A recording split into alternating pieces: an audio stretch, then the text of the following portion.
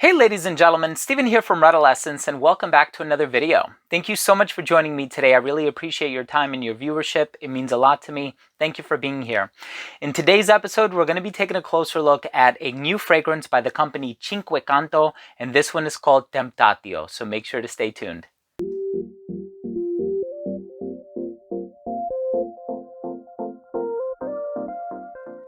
Begin my fragrance review of Temptatio by Canto, I do want to mention that if you are a fan of fragrance related content, if you like learning about new fragrances, but also you like top 10 videos, giveaways, unboxings, behind the scenes looks, interviews with perfumers, and pretty much anything having to do with fragrances, please do consider supporting this channel by subscribing to it. It would mean so much to me. All you have to do is click on that red button in the corner, and of course while you're at it, please make sure to enable notifications by clicking on the bell icon. This way, whenever I do put out videos like these, they will get delivered straight to your feed. You never need to worry about missing any of my future uploads. So a lot of you may be familiar with the perfumer Paolo Terenzi. He has made tons of fragrances. Of course, he has his own line called Tiziana Terenzi, which is a company that he pretty much runs with his sister. Her name is Tiziana. And here he has another brand called Canto. Now this one is inspired, if I'm not mistaken, by Dante's Inferno. All of the fragrances are inspired by Dante's Inferno. And here we have one called Temptatio. Now, when I first smelled this one, I got a burst of fruits, a cocktail of fruits. There's passion fruit, there's peach, there's black currant, but then there's also musk, a lot of really pleasantly organic smelling floral ingredients. If you're a fan of violet, iris, ylang ylang, these bright, really sultry floral ingredients, and that's pretty much what I was getting from this fragrance. And there was something about that fruity aroma in the opening that did remind me of the DNA that some other fragrances that he has put out smell like. And so if you're familiar with fragrances like Kirke, or if you're familiar with, I believe it's called Andromeda, so he has tinkered around with this DNA, and this is the signature Paolo Terenzi DNA that's found in this fragrance. But this one does have its own nuances and idiosyncrasies, and it does stand out in its own way. So I'm really eager to talk to you about the smell. Let's start things off by taking a quick look at the gorgeous presentation. So the box has this beautiful sleeve on it with this intricate pattern on it. The logo is also located on the top of the sleeve, and the back of the sleeve has the notes as well as a little description on the brand. Here's what the box looks like once you remove the sleeve. It just has this dark burgundy color.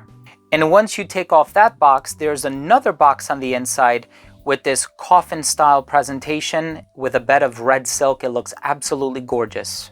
And here you can see it with the bottle resting in there very comfortably, really sleek design. The bottle for this fragrance has this gorgeous gold finish to it. Canto is written at the top of the cap, and there's a sticker at the bottom with your information, including the batch code. The distribution on the atomizer is nice and wide. Let's continue with the smell. So as soon as this fragrance opens up, you are going to get this gorgeous bouquet of fruity ingredients. So you have the passion fruit, you have a lot of peach, you also have black currant, and it seems like they're all kind of vying for attention, but it's the passion fruit that really stands out to me because it's the one ingredient in here that kind of reminds me of some of his previous releases like Kirke and Andromeda and a few others that I would equate to that smell that kind of have a similar DNA. But really, all of the fruity ingredients make their presence known, but I feel like the passion fruit is really the strongest ingredient in here. But that fruity overtone, or that bouquet of fruits in the opening, if you will, is also accompanied by this dulcet undercurrent of sweet ingredients like vanilla and tonka bean. And what I feel they do is they make the composition that much more agreeable, but that much more unisex as well. Now, there are so many floral ingredients in here. You have the Bulgarian rose, you have the ylang ylang, I believe there's iris and violet, and tons of floral ingredients. And one may feel inclined that this one leans feminine on account of the inclusion of all of these florals, but it's really the fruits and the vanilla and the tonka bean and the base that kind of create the saving grace, if you will, for the fragrance and allow it to be fit more into unisex territory as opposed feminine territory or masculine territory or any which direction. So I do find that this is such an agreeable formula. I also get a lot of musk from this as well, but it's a very clean sort of a musk. There's nothing animalic about this. It doesn't lean barnyard or oody or in any one of these sort of challenging directions. I know that a lot of times, especially when experimenting with a lot of natural ingredients and you really want to showcase the quality of the perfume composition, perfumers are likely to include a lot of these ingredients like 10-year-old macerated agarwood and this ingredient and that ingredient, just to sort of add that layer, if you will, of complexity to the fragrance.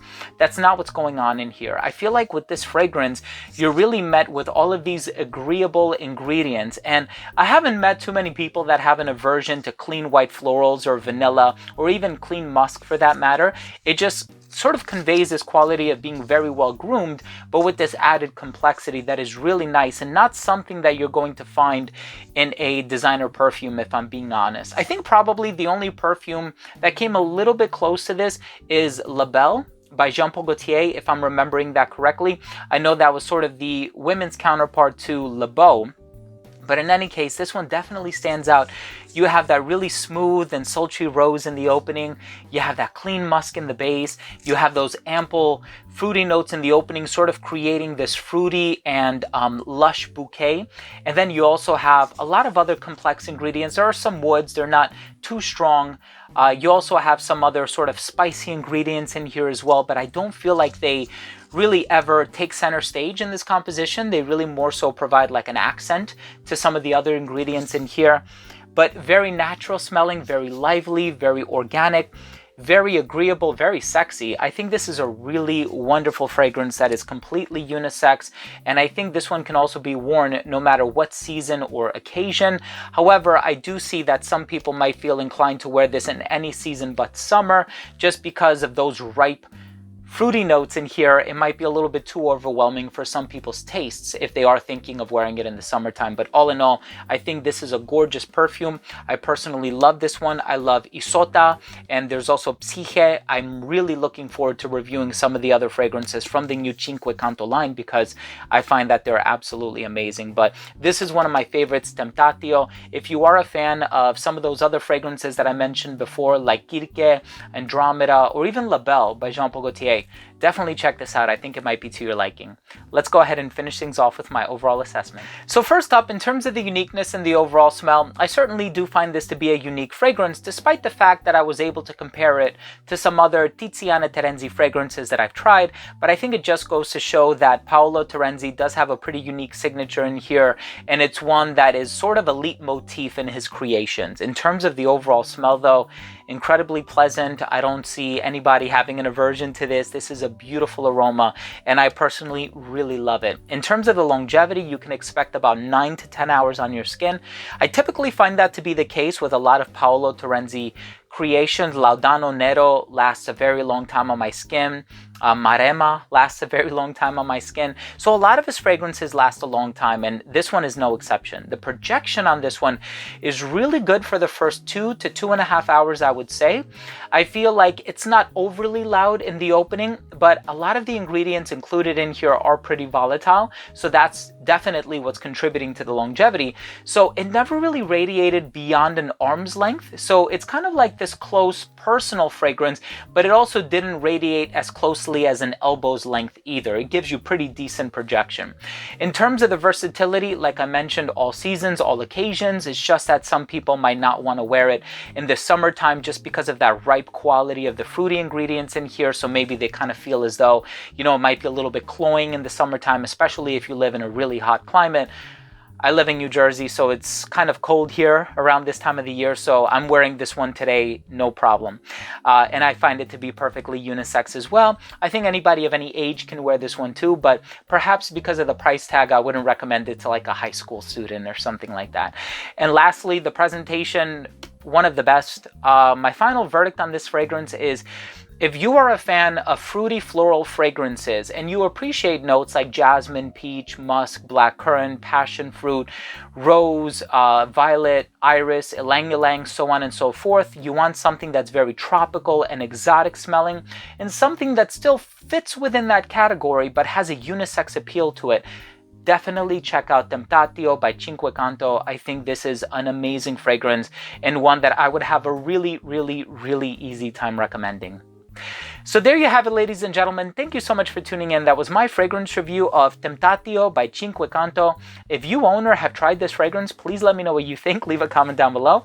Also, if you are new to this channel and you took something of value from this video, if this video helped you in any way, please do consider showing your support by subscribing to this channel. That's all I'll ask. All you have to do is click on that red button in the corner. I would really appreciate you for that. Thanks again for watching. Love you all, and we'll see you again tomorrow. Bye.